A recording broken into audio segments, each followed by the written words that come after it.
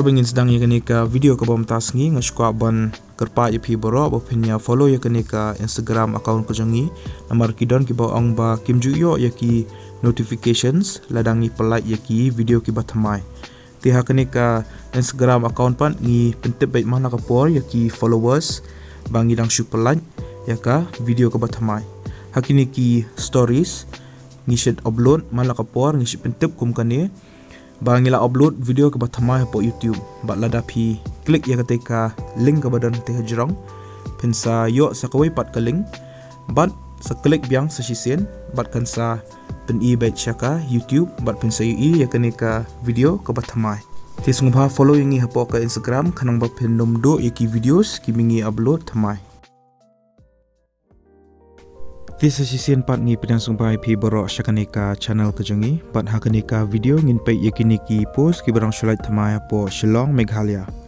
yakini ki post la apply taka Meghalaya High Court mentau benai arajar arpoar ki kerteng jungin ki post kilong komne stenographer, junior administrative assistant, junior grade translator, computer operator bat Mali. Kalas dil lene katarik ke bakado bapila ban submit yaki applications kadehau arpalai tarik penai Julai arajar arpoar. Nakini ki santali ki post ki khasi baki jantia ki laban apply tang ya kini gawe ka post kepada ka junior administrative assistant. Kabalai kandai tali ki post gawe yaki unreserved category lai tali yaki khasi lene jantia kawai yaki weipat ki scheduled tribes bat sautali yaki garo ka salary lani ka tulap jong kani ka post kedai lai pesan hajar shispa bat ka educational qualification kalongkom ni pilade ban pendap ya ka bachelor's degree bat pide ru bondan ka knowledge ka computer lani pide bondan ka jingnang jingtep haki computer ya kate ka post stenographer grade 1 kalai tang kawai bat reserve yaki garo ya kani ka post junior grade translator Hindi kalai tang ka post yaki unreserved category